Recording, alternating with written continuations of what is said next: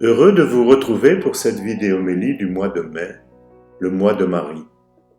Après l'homélie de l'abbé Philippe Mahouet, vous verrez que c'est également un mois exceptionnel pour la catéchèse dans notre paroisse, comme un bouquet d'initiatives et de célébrations, des plus jeunes aux plus âgés. Nous évoquerons également la béatification de sœur Agushita et la canonisation du père Charles de Foucauld avec sœur Odile et sœur Ivana. Nous aurons une pensée pour Philippe Vroy, paroissien et artiste qui vient de nous quitter, et terminerons par un appel aux bénévoles pour l'accueil d'Ukrainiens près de chez nous. Bonne vidéo-homélie. Bonjour, nous sommes le 5e dimanche de Pâques et cette vidéo-homélie sera bien sûr en lien avec la catéchèse, mais aussi avec une canonisation et une béatification. Voici d'abord l'évangile de Jésus-Christ selon saint Jean. Au cours du dernier repas que Jésus prenait avec ses disciples, quand Judas fut sorti du cénacle, Jésus déclara « Maintenant le Fils de l'homme est glorifié, et Dieu est glorifié en lui. Si Dieu est glorifié en lui, Dieu aussi le glorifiera, et il le glorifiera bientôt. Petits enfants, c'est pour peu de temps que je suis encore avec vous. Je vous donne un commandement nouveau, c'est de vous aimer les uns les autres. Comme je vous ai aimés, vous aussi, aimez-vous les uns les autres. À ceci, tous reconnaîtront que vous êtes mes disciples, à la façon dont vous avez de l'amour les uns pour les autres. » Acclamons cette parole de Dieu. Louange à toi, Seigneur Jésus.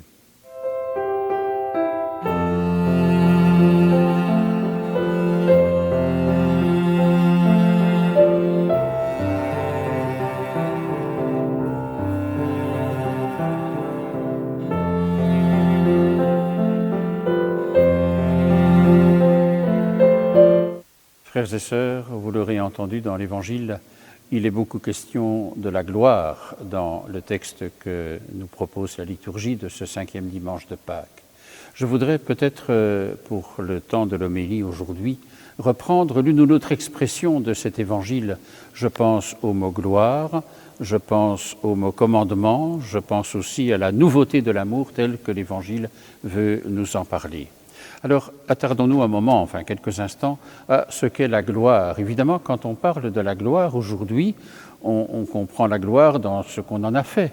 Et ça ressemble plus à la gloriole qu'au sens vrai de ce qu'est la gloire. Alors permettez-moi simplement de revenir à l'étymologie de ce mot gloire, et c'est vrai que le grec peut nous aider, non pas par érudition, mais pour essayer d'entrer dans la compréhension nouvelle de ce terme, c'est doxa. Doxa, c'est le terme grec qui veut dire gloire. Et quand on parle de la gloire, bibliquement parlant, c'est la révélation à l'extérieur de quelqu'un de ce qu'il habite au plus profond de lui-même, à l'intérieur de lui-même. Et donc ça rayonne. Et vous relirez alors peut-être l'Évangile d'une autre façon. Lorsqu'on dit « si Dieu glorifie, si le Père glorifie Jésus », eh bien c'est le Père finalement révèle à travers Jésus qui il est. C'est cela qui est dit. Et donc c'est toute la relation à Dieu, le vrai visage de Dieu qui se révèle. Alors comprenons bien, c'est vrai que l'expression est peut-être un peu difficile, mais c'est là le sens de reconnaître qui est Jésus à travers le chemin qu'il nous dit de ce qu'est le Père, et de mieux connaître le Père à travers, donc Dieu lui-même, à travers qui est Jésus et la façon dont Jésus nous le révèle. Et cela nous est dit aujourd'hui dans l'Évangile de ce dimanche. Et puis alors il y a dans ce texte aussi Jésus qui dit « Je vous donne un commandement nouveau ». Et ce commandement nouveau, c'est de vous aimer les uns les autres. Alors évidemment, on peut se dire « Mais comment est-ce qu'il est possible de commander d'aimer ?» L'amour n'est pas quelque chose de disciplinaire qu'il faut observer comme cela, ça a un autre sens finalement. Alors, l'une ou l'autre chose. D'abord, les hommes et les femmes n'ont pas attendu Jésus pour commencer à aimer. Ça fait partie de ce qui fait le cœur de l'homme. On peut même dire que lorsqu'on dit que l'homme et la femme sont créés à l'image et à la ressemblance de Dieu, c'est véritablement cela, c'est capable d'aimer. Alors, quelle est la nouveauté? On va y arriver, mais pourquoi est-ce qu'il y a un commandement? De nouveau, je reviens au grec qui est assez éclairant à ce niveau-là. Le mot grec qui dit commandement, c'est arché. Mais quand on regarde la traduction de ce mot arché, c'est à la fois commandement et commencement. Et donc, cela veut dire, je vous dis ce qui est au commencement de vous, ce qui est originel en vous, plus qu'original d'ailleurs. Et cette originalité, si on veut le dire ainsi, eh bien, c'est d'aimer, c'est d'aimer. Et donc, ce n'est pas de l'ordre d'un commandement comme cela extérieur et disciplinaire, c'est vraiment ce qui nous meut au sens de nous mouvoir, de faire en sorte que ce qui fait notre identité profonde, c'est d'aimer. Et alors, on nous dit que ce commandement est nouveau. En quoi aimer est-ce nouveau par rapport à ce que nous dit Jésus dans l'évangile d'aujourd'hui? La nouveauté, elle est au fond de dire ceci. Au niveau des comportements peut-être, c'est de reconnaître que ce qui fait la qualité de l'amour évangélique, c'est d'aimer jusqu'à pardonner, et le pardon est au cœur, aimer jusqu'à aimer ses ennemis, aimer jusqu'à donner la priorité à ceux qui sont les plus petits, les plus démunis, les plus fragiles. La priorité, pas le fait de ne pas aimer les autres, évidemment. Et donc, c'est peut-être cela, je dirais, ce qui fait la nouveauté, le pardon, l'amour des ennemis et la priorité des plus petits. Et aussi de faire que cette façon d'aimer soit véritablement vécue dans le souffle de l'esprit. Alors voilà, c'est l'évangile qui nous est proposé. Alors avez-vous remarqué que d'étape en étape, en ce temps de Pâques, nous avons mieux compris qui est Jésus et qui est Jésus ressuscité. Il y a eu le jour de Pâques la rencontre avec Marie-Madeleine, Pierre et Jean qui ont été au tombeau, ils virent et ils crurent. Il y a eu aussi la rencontre avec Thomas, heureux ceux qui croient sans avoir vu, parce qu'ils voient ce qui est de l'ordre de l'au-delà du visible finalement, et peut-être plus réel encore que le visible avec nos yeux de chair. Et puis il y a aussi la rencontre de Jésus avec ses apôtres au bord de la mer, et là il les rejoint, il les invite à pêcher, et lorsqu'il les rejoint, il les surprend pour aller pêcher en plein jour alors qu'en d'habitude on le fait durant la nuit et qu'ils n'avaient pas pêché. Et puis il y a aussi l'abondance de la pêche. Enfin vous voyez la rencontre du Seigneur ressuscité. Lorsque les disciples d'Emmaüs font le chemin avec Jésus, il les rejoint aussi, c'est toujours le même chemin que Jésus prend pour nous dire qui il est. Et puis alors, je dirais, il y avait l'image du bon pasteur qui est celui qui appelle et qui nous guide. Peut-être encore une dernière remarque pour terminer, si vous voulez. On dit souvent, par rapport à la résurrection du Christ, qu'il n'y a pas de preuve. C'est vrai, c'est vrai. Je dirais même, heureusement qu'il n'y a pas de preuve. Parce que la preuve a besoin, pour exister, je dirais, de ce que sont nos arbitraires qui sont présents dans l'espace et le temps. Et nous sommes ici, dans ce qu'est la résurrection du Christ, au-delà de l'espace et du temps. Et donc ce n'est pas de l'ordre de la preuve, mais c'est de l'ordre du signe. Et les signes sont nombreux. Les signes sont donnés, comme à travers les évangiles, comme ce qui est au cœur du désir le plus profond de chacun, sans tomber bien sûr dans l'illusion, l'hallucination ou que sais-je, mais dans le cœur de la foi qu'est le Christ ressuscité. C'est bien sûr le temps de Pâques qui, dans quelques temps, dans quelques jours même déjà, débouchera sur la belle fête de la Pentecôte. L'Évangile nous conduit donc au cœur de la foi au Christ ressuscité. Dans quelques instants, je vous retrouve pour vous présenter le reportage consacré à la catéchèse dans notre paroisse Saint-Alix. Et après ce reportage, nous aurons le témoignage de religieuses qui sont bien présentes dans notre vie paroissiale. Il y aura sœur Odile Laugier, qui nous parlera de la béatification de sœur Aguchita. C'était au Pérou le 7 mai dernier. Elle nous dira cette belle figure parmi les religieuses du Bon Pasteur. Et puis ensuite, sœur Ivana de Jésus, qui nous parlera de la canonisation, ce 15 mai, du frère Charles de Foucauld. Et nous terminerons alors par une évocation de Philippe Vroy, qui est décédé il y a quelques jours et qui était bien présent à la vie de notre paroisse. C'est une façon de lui rendre hommage et de lui dire merci.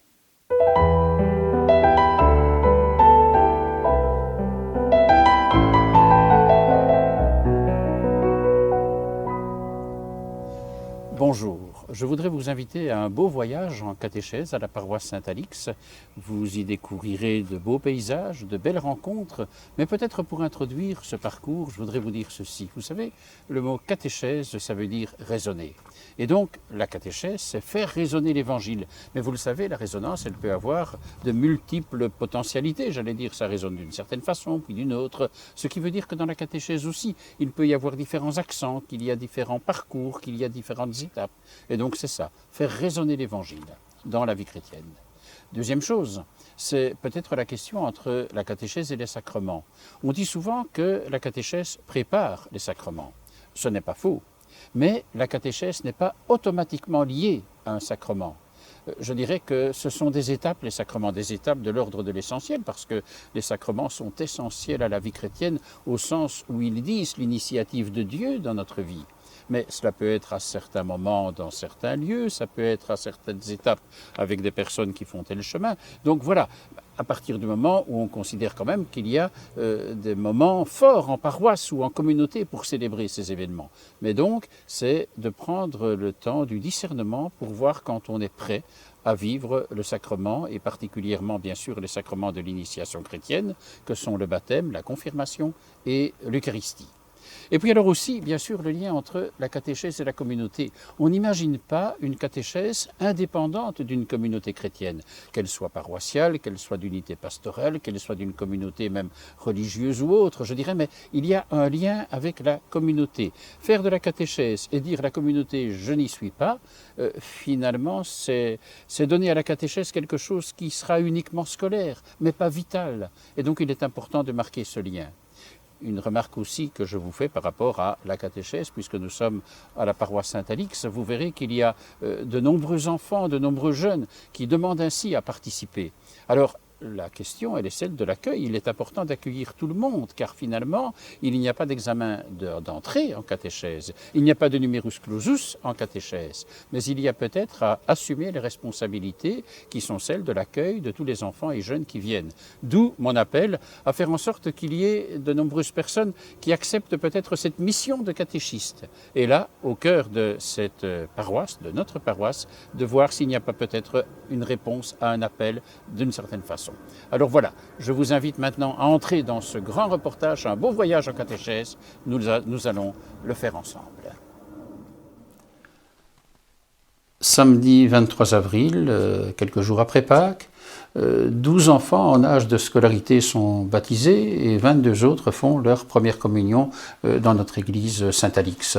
Vous verrez que le sacrement du baptême, il y a le geste de l'eau et du Saint-Crème que j'ai posé sur les enfants.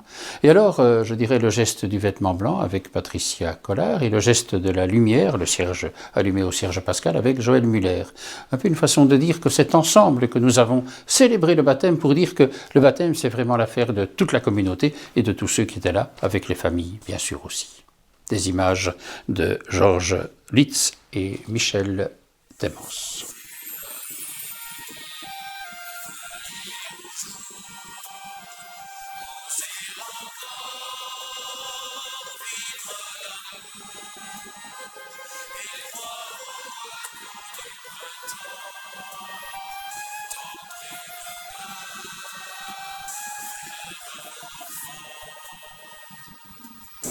Frères et sœurs, quelle joie de tendre une main vers un enfant, vers vos enfants, vers vous les enfants, comme on vient de le chanter, au nom du Seigneur lui-même, qui dit « Je t'appelle », qui dit « Je te donne ma vie, mon amour ».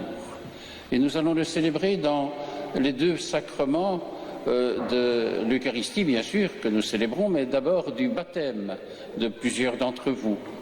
Et pour notre paroisse, un moment important, parce que c'est la célébration qui est celle de la fête, des baptêmes et premières communions, et puis aussi d'un moment qui va se prolonger dans la paroisse avec de belles célébrations qui sont les premières communions, les confirmations, le temps de Pâques. Nous sommes au temps de Pâques et dans la grande joie de Pâques. Alors, bienvenue à vous tous. Au nom de la paroisse Saint-Alix, avec le Père Philippe Maouet et Joël, je vous souhaite à tous la bienvenue dans cette église. Quelle joie de pouvoir célébrer aujourd'hui le baptême de certains d'entre vous. Nous sommes également très heureux de célébrer un autre sacrement, la première communion de certains d'entre vous.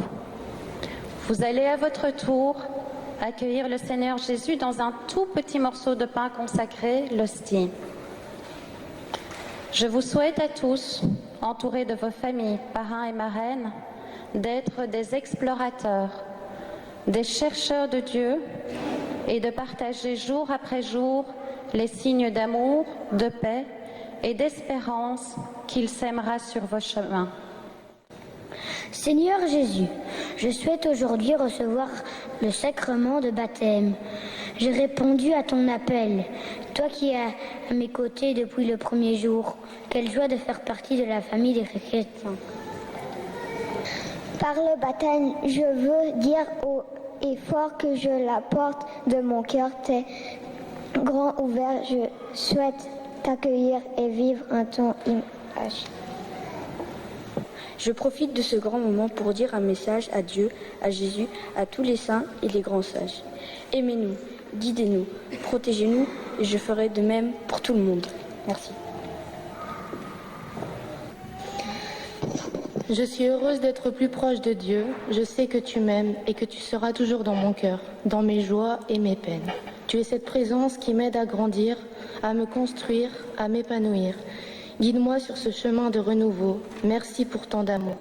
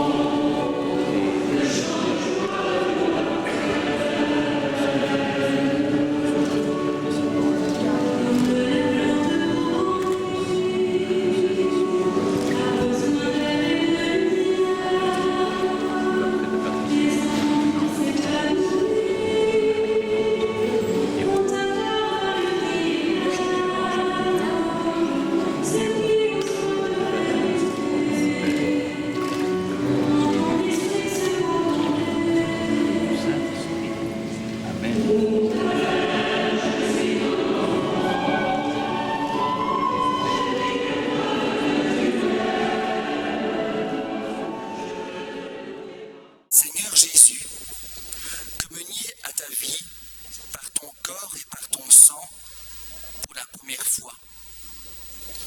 En ce jour, nous commençons une nouvelle rencontre avec toi. Ouvre mes oreilles et mon cœur à ta parole. Sois avec moi, Seigneur, et rends-moi fort pour aimer et pardonner. En ce jour de ma première communion, je viens te redire que je t'aime.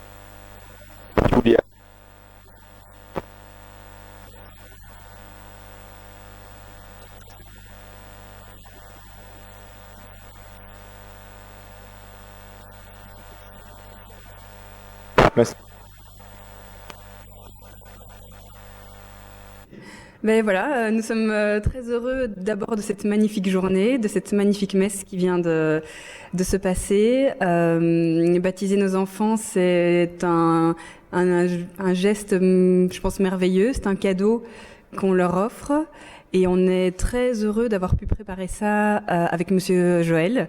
Ça a été un moment où on a pu réfléchir au sens qu'on donnait à ce baptême. Et voilà, dans toute l'effervescence de la fête et des préparations de la fête, eh bien, c'était vraiment un moment où on se centrait peut-être sur le baptême et ce moment merveilleux. Voilà, nous sommes ravis. Nous sommes toujours le samedi 23 avril, un peu plus tard dans la journée, 16h30, dans l'église. Les enfants d'éveil à la foi rejoignent l'église pour leur réunion et rejoindront aussi l'assemblée dominicale, l'assemblée de la messe paroissiale à 18h30.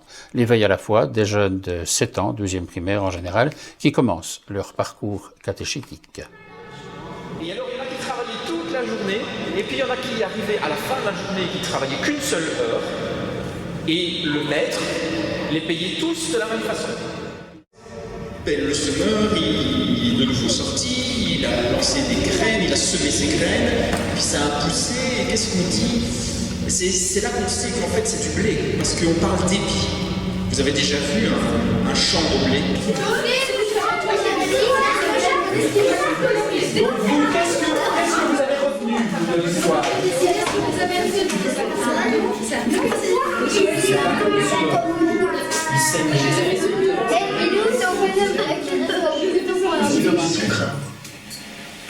Et Jésus ajoute, écoutez bien, si vous avez des oreilles pour entendre, voici ce que signifie cette parabole. La semence, c'est la parole de Dieu. Certains sont comme le bord du chemin où tombe le grain. Ils entendent, mais le diable arrive et arrache la parole de leur cœur pour les empêcher de croire et d'être sauvés. D'autres sont comme le pierreux. Ils entendent la parole et la reçoivent avec joie. Laisse ton cœur aimer le plus possible les autres, en fait. Et Jésus n'a fait que ça dans sa vie. C'est un rappel qu'il nous fait. Et ici, dans la parabole du semeur, c'est Jésus qui nous invite à aimer, à semer des bonnes graines, des grains d'amour, comme tu as dit. De blé, de fleurs, voilà. Et donc, mais ça c'est logique, vous comprenez bien ça. Et donc ça c'est le but de la parabole, c'est de vous expliquer.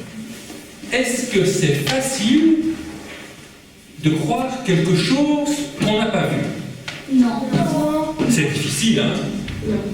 Eh bien, c'est exactement ce que Jésus nous invite à faire aujourd'hui.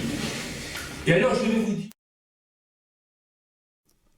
Samedi 30 avril, veille du 1er mai, avec le mois de Marie, et donc les jeunes de Catéen se retrouvent au lieu marial qui est situé aux Fraternités du Bon Pasteur, et là ils ont aussi, dans pleine nature, j'allais dire, tout près de chez nous, et au cœur de notre paroisse, la redécouverte de ce qu'est l'Évangile, et aujourd'hui le temps de la prière à Marie, avec aussi la belle statue de Marie sur le parvis de notre église.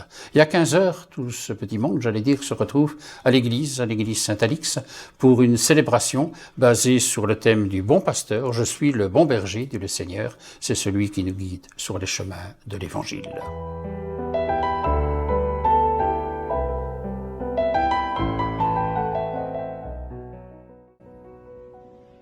Seigneur Jésus, vivant pour toujours, ressuscité d'entre les morts, c'est toi qui nous donnes la vie.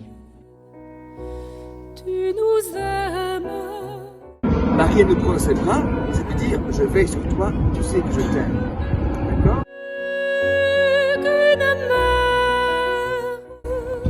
Nous sommes tes enfants bien-aimés. Nous sommes tes enfants bien-aimés. Ici, au pied de Marie, on peut lui confier tous nos secrets, toutes nos prières en ce jour, ce pèlerinage avec la tendresse, l'affection et l'amour que Marie nous donne à chacune et à chacune. On dit ensemble la prière. Je vous salue Marie, pleine de grâce. Le Seigneur est avec vous. Vous êtes bénie entre toutes les femmes. Et Jésus, le fruit de vos entrailles, est béni. Sainte Marie, Mère de Dieu, priez pour nous, pour vos pécheurs, maintenant et à l'heure de notre mort. Amen. Enfants bien-aimés. Tremblons autour de cette stèle, cette œuvre d'art, qui était sculptée par un membre de la communauté qui représente le bon pasteur. Alors ici, le lieu s'appelle les Fraternités du bon pasteur. Notre Père, qui es aux cieux, que ton nom soit sanctifié et que ton règne vienne. Que ta volonté soit faite sur la terre comme au ciel. Donne-nous aujourd'hui notre pain de ce jour. Pardonne nos offenses, comme nous pardonnons aussi à ceux qui nous ont offensés, et ne laisse pas entrer en tentation, mais délivre-nous du mal.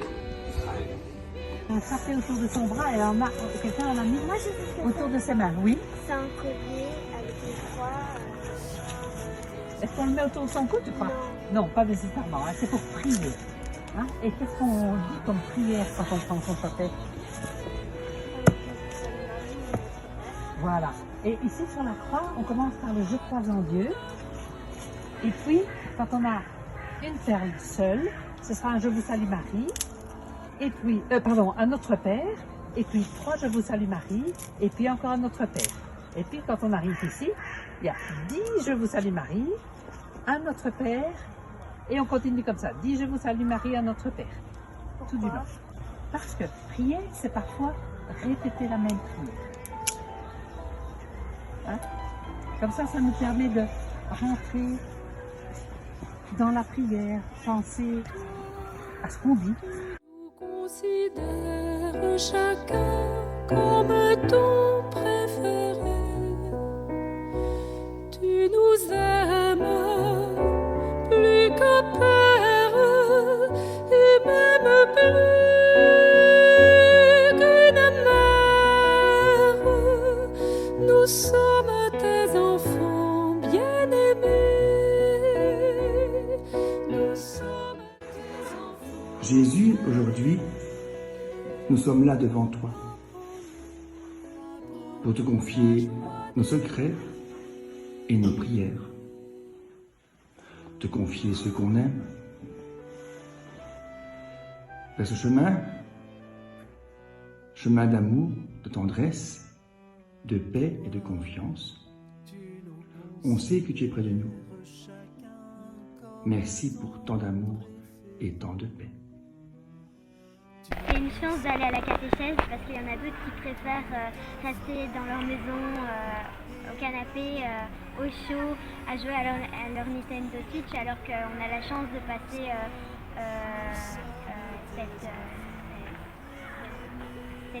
cette année avec la catéchèse et en apprendre plus sur Dieu. C'est une chance pour moi d'être à la catéchèse. Ça m'apprend des choses sur Dieu, ça m'apprend à prier, ça m'apprend à croire en Dieu aussi. Je trouve que c'est très amusant et que j'ai trouvé des bons amis. Celui qui donne ta vie pour nous, fait que nous puissions nous aussi donner notre vie les uns aux autres en étant dans l'esprit de service que tu nous demandes de vivre pour Jésus, le Christ, notre Seigneur. Amen. Seigneur ressuscité, toi le berger qui veille sur chacun de nous, sur le monde entier, prends pitié de nous. Seigneur, prends pitié. Seigneur, prends pitié. Tu es le bon pasteur de nos vies. C'est toi qui nous guides. C'est toi qui fais de nous tes témoins. Tout donner, apprends-nous à tout donner. Nous avons voulu prendre un parcours quelque peu chronologique pour la facilité, donc nous retrouvons des jeunes de 4 et 2 maintenant. Nous sommes le mercredi 4 mai, toujours dans l'église Saint-Alix, et c'est le jour où ils vont faire leur profession de foi solennelle, j'allais dire. Ils l'avaient fait déjà à l'abbaye de Maritsou avec le père François, lorsqu'ils avaient préparé cette profession de foi au mois de janvier. Aujourd'hui, c'est avec les familles, avec les parents, et aussi présidé par Luc Arens qui va animer cette célébration, et pour les chants avec Christiane de Messmacher. Une belle célébration, toute dynamique finalement, qui vient redire aussi la joie de croire. La joie de croire, c'est ça, la profession de foi. Rassemblés au nom du Père, au nom du Fils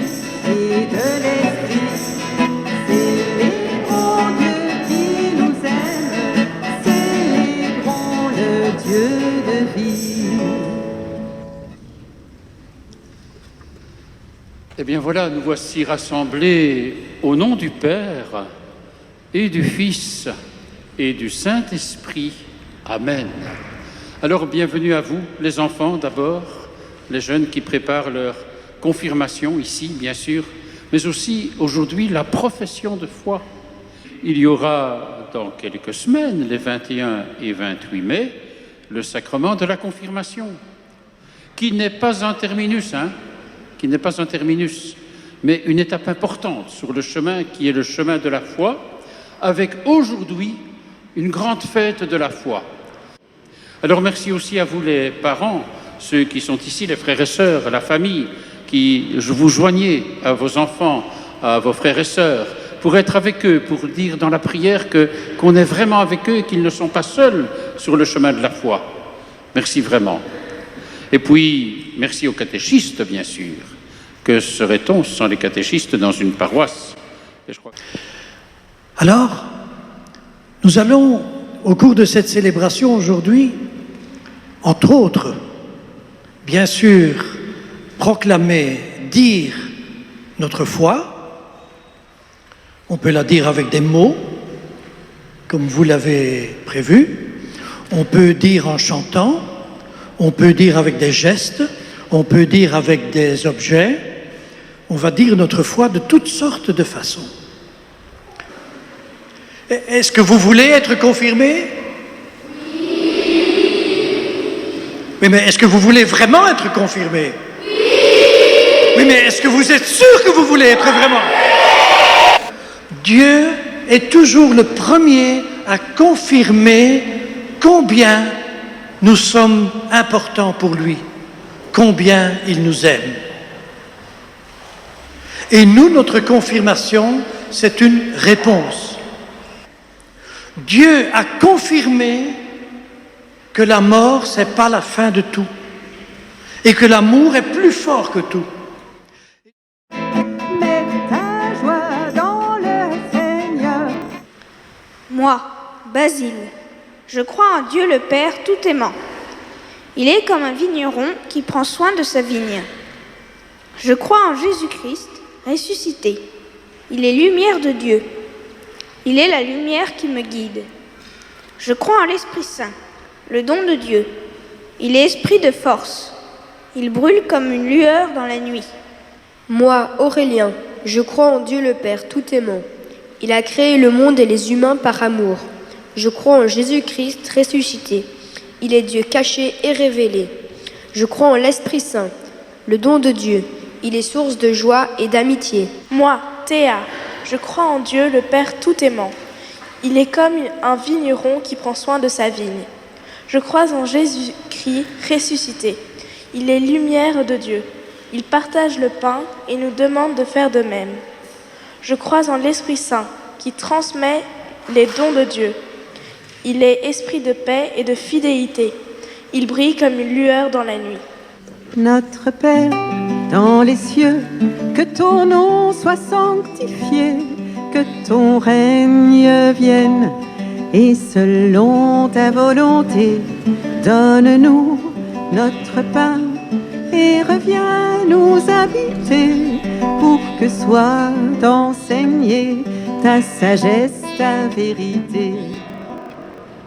Si vous regardez bien, vous voyez que les deux roues là, qui sont animées par le vent, est-ce qu'elles tournent dans le même sens? Non. Pour moi, la catéchèse, ça m'a permis d'en connaître un peu plus sur Jésus, sur sa vie et sur donc Dieu. Ça m'a permis de rencontrer d'autres personnes qui croient en Jésus, parce qu'à l'école, je ne sais pas vraiment toujours avec qui parler de ça. Et donc à la catéchèse, je peux parler librement sans me dire oh non, ils vont encore me dire non, mais Jésus, c'est pas bien et tout. Voilà. Si je suis devenue catéchiste cette année, c'est d'abord parce que sœur Agnès me l'a demandé et que mes enfants m'ont demandé de l'être. J'ai cherché pourquoi C'était peut-être parce que j'allais partir en retraite de profession de foi et qu'ils allaient avoir la maison, mais c'était aussi une occasion pour eux que nous vivions une nouvelle chose dans notre foi ensemble. Être catéchiste, c'est une expérience que j'avais déjà vécue plus jeune, et là c'est en fait la nécessité de trouver le moyen, en tout cas pour l'équipe que j'avais cette année, de parler de Dieu de manière joyeuse, d'insister sur la liberté, de faire des activités où on sort, où on bricole, où on s'amuse. Dieu, c'est pas quelque chose qui nous enferme, quelque chose qui est embêtant ou qui nous rend triste.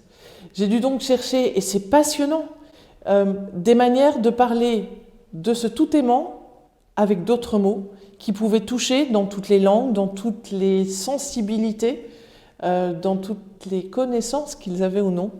Et puis avec la joie de pouvoir s'appuyer sur toute l'équipe des catéchistes, avec un fil rouge qui nous est donné, une solidarité entre nous. Donc en fait, je connais un peu plus d'enfants dans la paroisse et d'adultes, et de manières de penser, de prier. Donc c'est une vraie richesse.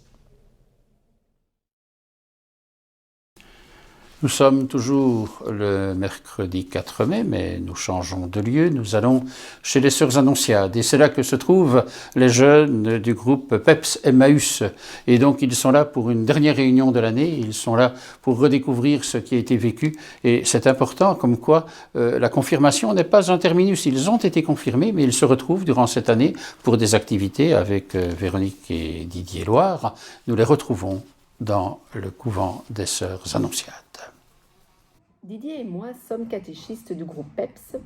Tout d'abord, nous avons tous les deux enseigné dans le premier degré durant de longues années. Nous connaissons bien les enfants de cet âge et nous nous sentons très à l'aise avec eux.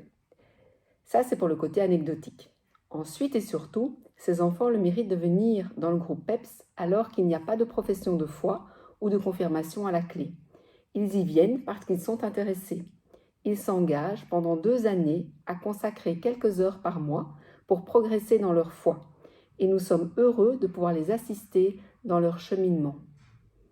Le groupe est volontairement réduit à 15 enfants maximum, car nous voulons vraiment que cela reste familial. Nous tenons à ce que chacun se sente à l'aise et ait envie de s'exprimer. Après ces 2 années, ils peuvent, s'ils le souhaitent, rejoindre le groupe Message. Moi, c'était pour continuer le catéchisme aussi.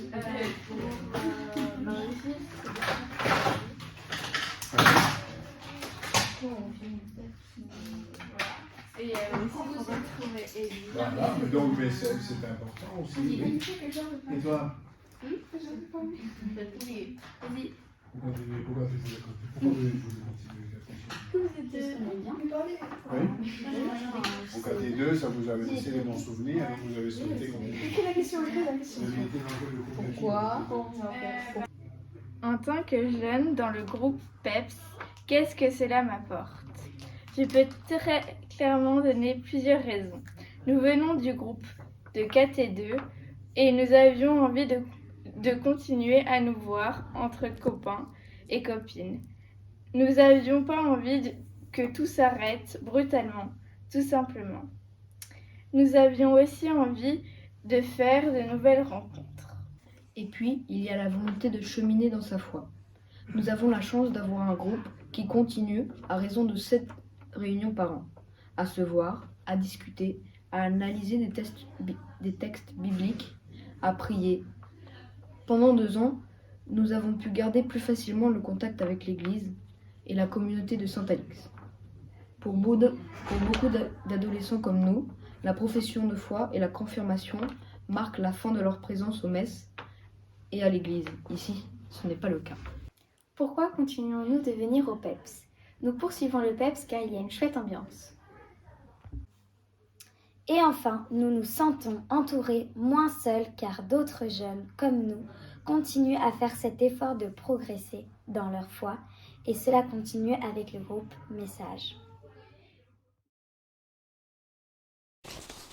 Dernière étape qu'on aurait pu encore multiplier, bien sûr, mais vous voyez que c'est un panorama quand même assez complet aussi, samedi 7 mai. Et c'est la première des célébrations, des premières communions. Les enfants étant assez nombreux, il a fallu diviser en deux les célébrations. Et donc nous retrouvons le premier groupe des enfants qui vont communier pour la première fois. C'est un moment important, ils sont préparés durant toute l'année. Et puis l'an prochain, bien sûr, ils sont invités à poursuivre le parcours catéchétique avec KT1, KT2, puis la confirmation. KT1, KT2, c'est un peu le jargon que nous utilisons parfois, catéchèse de première année, catéchèse de deuxième année. Nous retrouvons les enfants pour la première communion.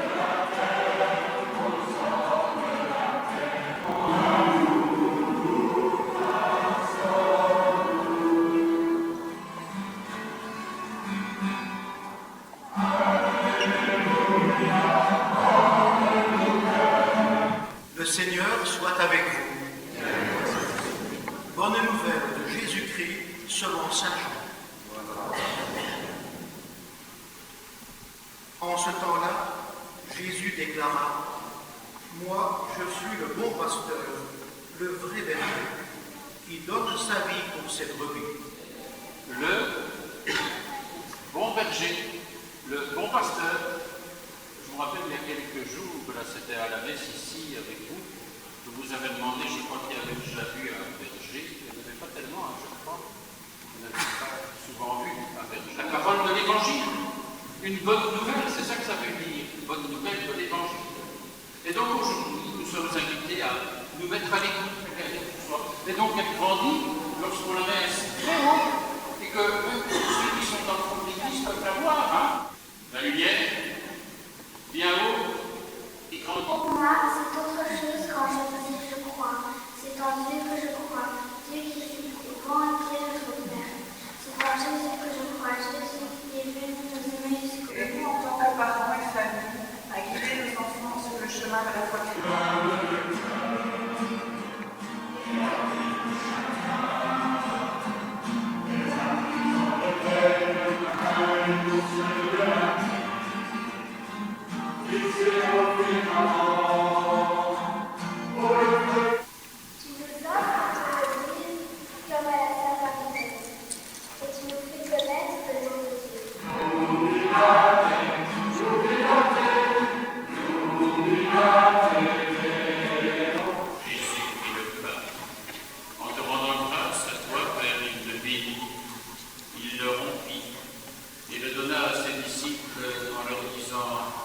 Prenez et mangez-en tous.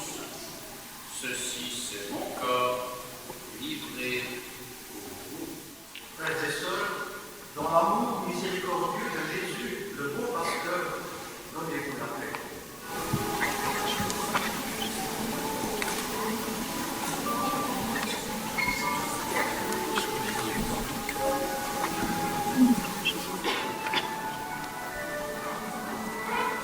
Nous demandons de bénir leur famille et notre paroisse.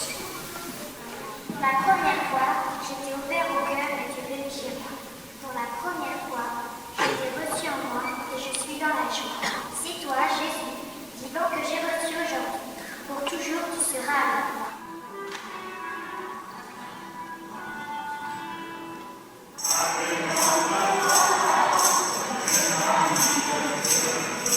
Le Seigneur, en sa grande tendresse, nous bénisse et qui nous garde, lui qui est Père, Fils et Saint-Esprit.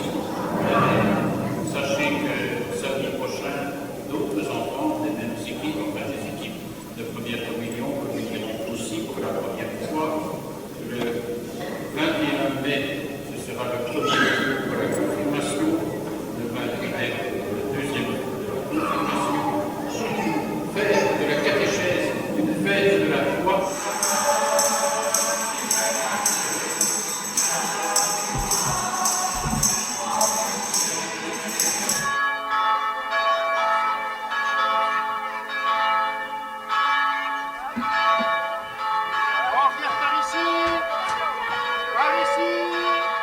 Je crois que ce reportage l'a montré à suffisance. La diversité d'abord qui existe dans la catéchèse pour que chacun puisse être accueilli à l'étape de vie, à l'étape de foi qui est la sienne. Peut-être aussi de vous signaler qu'il y a, en plus de tous les groupes que nous avons rencontrés, le groupe Message qui est particulièrement destiné aux adolescents et qui aussi entre dans le projet de la catéchèse de la paroisse. Et puis bien sûr de dire merci à tous ceux qui ont réalisé le reportage, merci à tous les catéchistes, je crois que c'est important et je réitère mon appel. C'est vrai que s'il y en a parmi vous qui veulent rejoindre pour être catéchistes dans la communauté, c'est un appel vraiment que je vous adresse. On peut en parler ensemble. Faites signe aux catéchistes, à moi-même. On verra comment s'organiser. Et puis bien sûr, merci à vous, les familles, les enfants, les jeunes, de faire confiance ainsi à la communauté et de reconnaître ainsi à travers le parcours catéchétique le chemin d'une bonne nouvelle qui est véritablement un chemin qui dit la joie de croire.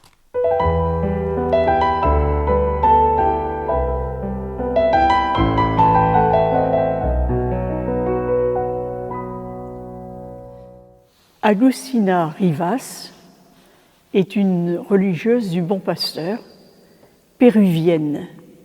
Elle est née en 1920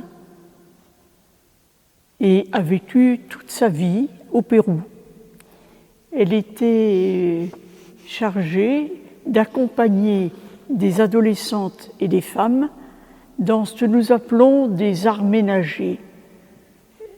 La cuisine, la couture, le tricot, de façon à développer leurs propres compétences et les rendre plus autonomes, plus à l'aise pour traiter avec les personnes. Elle avait rêvé toujours d'être envoyée dans la forêt, là où les populations sont plus vulnérables, plus exploitée aussi. Et en 1980, elle arrive dans la forêt, effectivement, dans le village de La Florida.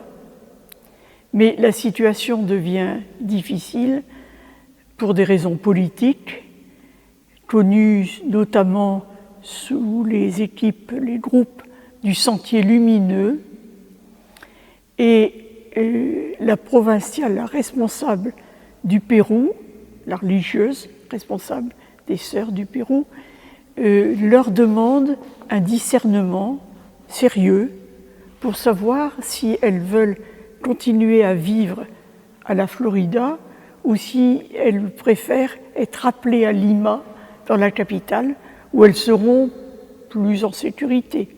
Enfin, on pourra les défendre plus facilement.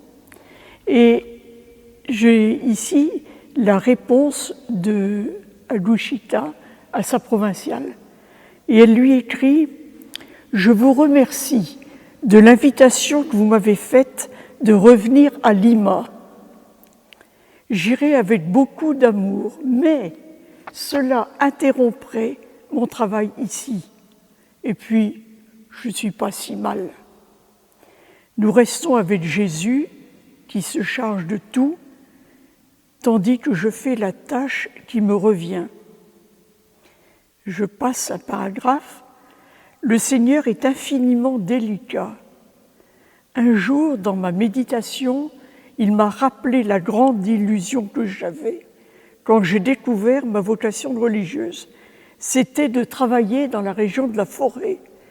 Des années ont passé depuis, et je me dis, le Seigneur m'a attiré. Il m'a donné la joie de le vivre dans ma vieillesse avant de mourir. Enfin, je suis de l'argile dans ses mains. Elle écrit cette lettre à sa provinciale 1 an avant d'être fusillée par le Sentier lumineux. Des groupes de jeunes, encadrés de 4 adultes, vont envahir le village, vont faire une rafle parmi toutes les personnes influentes de la commune, dont Agushita, et ils vont se présenter en file indienne, et au fur et à mesure, ils seront fusillés. Agushita parmi les autres, comme les autres. Alors, elles resteront toute la nuit sur place, parce que les villageois, très touchés du massacre, n'osaient pas venir recouvrir les corps ou les emmener. Et dans nos temps difficiles, quand on pense maintenant à tout ce qui se passe en Ukraine et tout ça, c'est la démarche d'Agushita, c'est une lumière sur notre chemin. Elle est décédée à 70 ans, 1920-1990.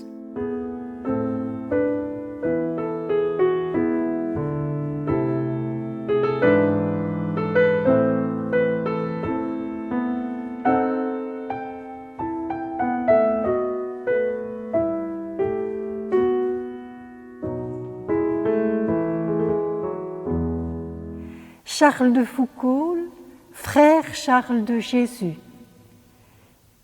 Charles de Foucauld est né en 1859 et très jeune, il est orphelin, de papa et de maman, les deux. Mais il est élevé par son grand-père et par sa famille qui lui donne beaucoup d'affection. Cependant, il y aura un grand chemin à faire pour lui entre le vicomte de Foucauld et puis le frère qui deviendra frère universel. Il a une carrière militaire, mais il mettra fin à cette carrière militaire de sa propre volonté. Et tout cela pour pouvoir faire un voyage au Maroc et durant ce voyage explorer ce pays qui était totalement fermé. Il prend le visage d'un rabbin juif. Pendant 1 an, il va parcourir ce pays et il aura l'opportunité de se laisser toucher par les musulmans. Leur foi va l'interpeller très fort. Et lui qui a perdu la foi en tant qu'adolescent, il revient en France avec cette grande question. Dieu, si tu existes, fais-toi connaître. Lorsqu'il rentre à Paris, il fait une expérience spirituelle très forte et il sera de nouveau converti. Voilà ce qu'il dit. Aussitôt que je crus qu'il y avait un Dieu, je compris que je ne pouvais faire autrement que de ne vivre pour lui, que pour lui. Et toute la vie de frère Charles sera une recherche continue, permanente de Dieu. Apparemment, on dirait qu'il est très instable, mais en fait non. Il se laisse conduire par l'esprit. Il y aura beaucoup de changements dans sa vie. Premièrement, il prend le chemin de la trappe. Pendant 7 ans, il sera trappiste en Syrie. Et là, il va découvrir la vie cachée de Jésus à Nazareth. Et à cause de Jésus de Nazareth, il laissera la trappe. Il part en Israël, le pays de Jésus, et il va vivre durant 3 ans à Nazareth. Il sera ordonné prêtre en 1901. Et étant prêtre, il n'a qu'un désir, c'est de repartir près de la frontière du Maroc, et c'est l'Algérie. 2 villes où il passera toute sa vie au désert, c'est Beni Abbès et Tamanrasset, qui sont très distantes les unes des autres. Beni Abbès n'est pas très loin de la frontière du Maroc, tandis que Tamanrasset est près du Niger. Il marche énormément, mais c'est sa façon à lui de rencontrer les personnes, de pouvoir les connaître, de créer des liens d'amitié. Son grand désir, c'est de bâtir la fraternité. Et justement, toute sa vie, c'est cela. Le premier pôle, c'est Jésus, Jésus de Nazareth, où lui est dévoilé tout l'ordinaire de la vie. Et le deuxième pôle, c'est l'amitié, le partage et surtout la prière. Voilà, ce sont quelques points. Il y en aurait davantage, mais je vais m'arrêter là et vous dire aussi combien frère Charles s'est toujours laissé conduire par l'esprit de Jésus de Nazareth. Il n'a pas choisi le désert pour être caché. Il n'a pas choisi le désert pour n'être pas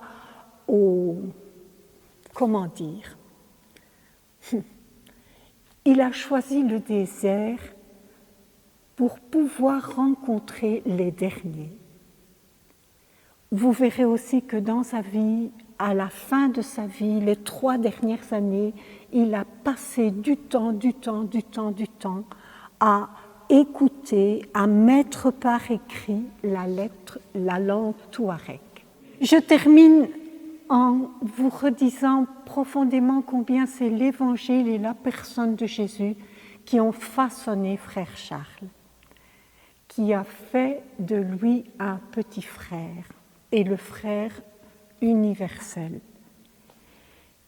Il est canonisé le 15 mai à Rome et une messe d'action de grâce sera célébrée en la basilique de Kuckelberg le 21 mai, célébrée et présidée par le cardinal de Kessel.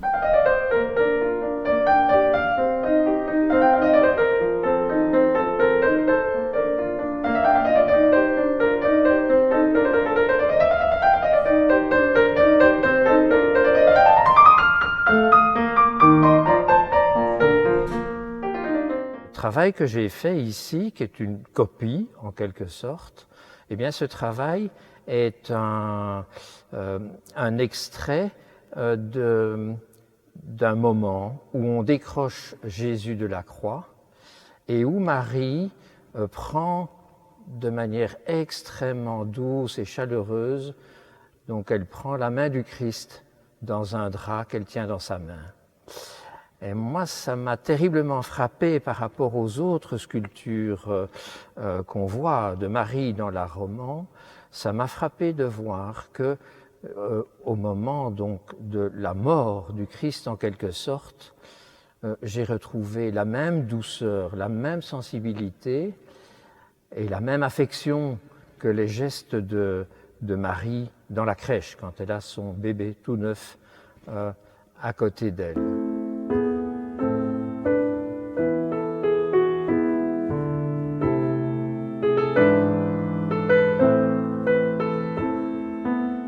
Et puis, on en vient ici à un endroit que j'aime particulièrement, même les jours de marché, quand il y a du bruit sur la place, je vous assure, vous pouvez venir ici, dans cette petite chapelle avec les fonds baptismaux, dans une atmosphère bleutée, tout à fait calme.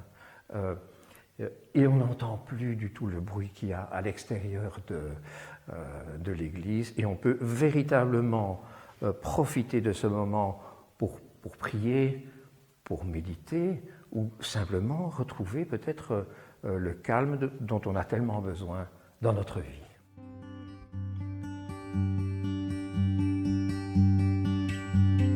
En unité pastorale, nous relayons dans la solidarité avec les Ukrainiens la demande de bénévoles que nous envoie la section belge de l'Ordre de Malte pour aider à l'accueil de ceux qui vont bientôt arriver dans l'ancien monastère de la Visitation près de chez nous.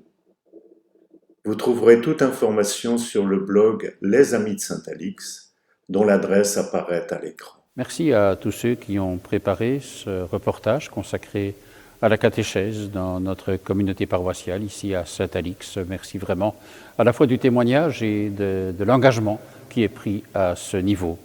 Merci à Sœur Odile et Sœur Ivana de nous avoir parlé ainsi de béatification, de canonisation.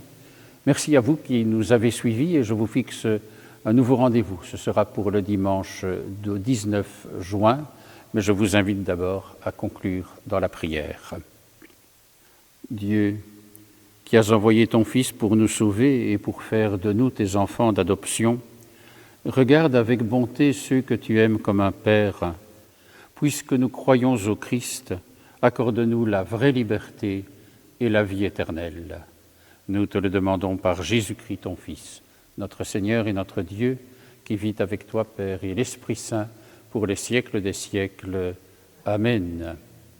Oui, vraiment, le Seigneur est avec vous, qu'il nous garde ainsi dans sa paix, et qu'en sa grande tendresse, il nous bénisse et il nous garde, lui qui est Père, Fils et Saint-Esprit. Amen.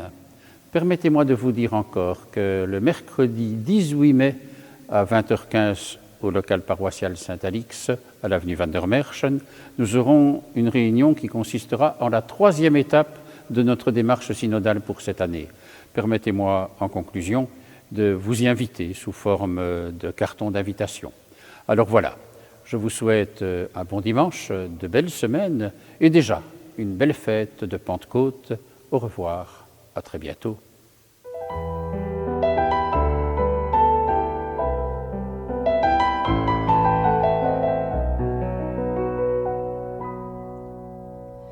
Toi, tu nous considères chacun comme ton préféré. Tu nous aimes plus qu'un père et même plus qu'une mère. Nous sommes tes enfants bien-aimés. Nous sommes tes enfants bien-aimés. Apprends-nous la joie d'aimer.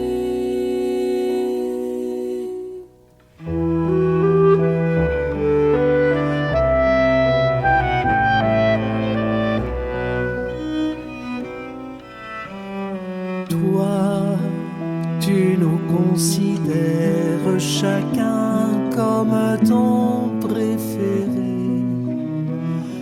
Tu nous aimes plus qu'un frère et même plus